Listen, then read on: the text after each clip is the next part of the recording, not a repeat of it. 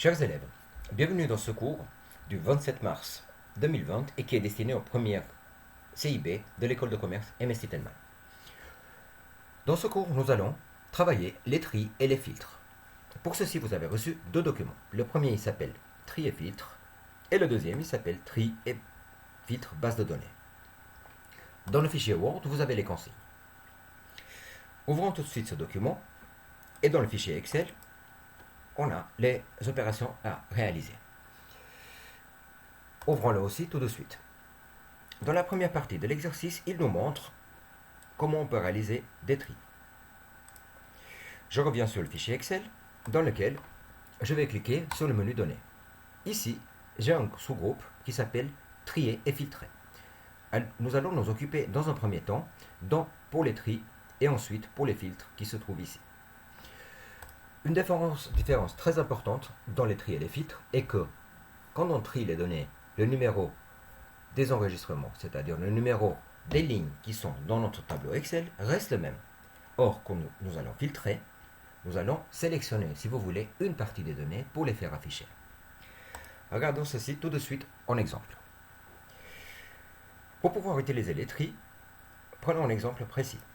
Si nous voulons trier, c'est-à-dire mettre en ordre toutes les sociétés, commençons dans la colonne pays, commençons par celle qui commence avec la lettre de l'alphabet qui est plus proche du début et finissons par la lettre d'alphabet qui est la plus vers la fin de l'alphabet. Donc cliquons sur cette cellule et nous allons voir que les pays commencent avec A sont ici présents. Si je vais vers la fin de l'alphabet, j'aurai ici les pays dont le nom commence avec les lettres qui sont vers la fin de l'alphabet. Ceci marche aussi pour les colonnes où on a des numéros. Si je clique ici, j'aurai les numéros d'employés qui commencent par 1 et à la fin du tableau, j'aurai les numéros d'employés qui sont les plus grands au niveau numérique.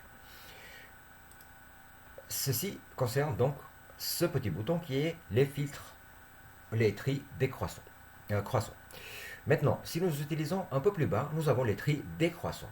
C'est-à-dire que nous avons, si nous cliquons sur l'Allemagne, et nous cliquons ici sur ce bouton, nous avons les pays qui commencent par la dernière lettre de l'alphabet et qui finissent à la fin, donc avec la première lettre de l'alphabet. Ceci marche aussi pour le tri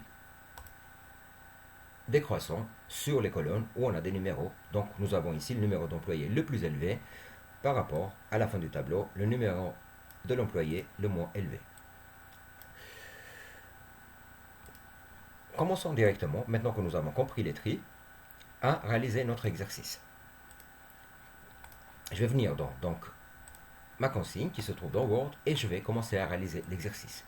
Ouvrez le classeur Excel qui se nomme base de données et triez les données par ordre alphabétique au nom de la société. Je vais donc ici, nom de la société, cliquer dedans et par ordre alphabétique, je vais cliquer sur ce bouton.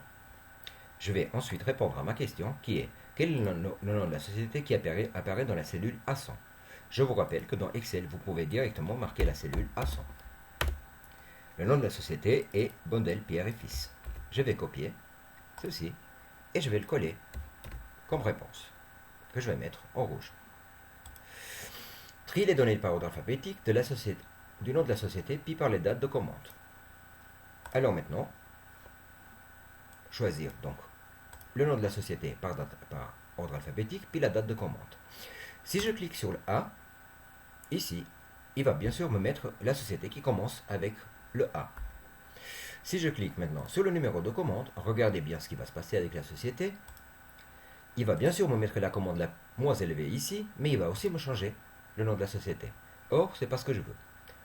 Pour réussir à faire ce qui nous est demandé dans l'exercice, nous avons besoin de ce petit troisième bouton qui se trouve ici. Ici, vous pouvez supprimer ou ajouter des niveaux au niveau de votre tri. C'est-à-dire que vous pouvez faire plusieurs tris consécutifs. Pour répondre à notre question, il nous demande le nom de la société et ensuite date de commande. Commençons tout de suite. On ajoute un niveau et on marque ici la société de A à Z. Je continue à lire ma consigne, c'est marqué les dates de commande par ordre croissant. Je vais donc par conséquent venir maintenant et ajouter un autre niveau, date de commande, et ici du plus ancien au plus récent. Par conséquent, ici, j'aurai donc un tri tel qu'il est demandé dans l'exercice. Si je reclique sur ce bouton, il est tout à fait possible de pouvoir supprimer un niveau en le sélectionnant et en cliquant sur supprimer un niveau. Je peux le rajouter à n'importe quel moment et le refaire comme date de commande du plus ancien au plus récent. Pour répondre à la question qui est demandée dans l'exercice, il nous demande de la ligne 44 quelle est la date de commande. Très bien. De quelle ville vient la commande et quelle est la date de la commande.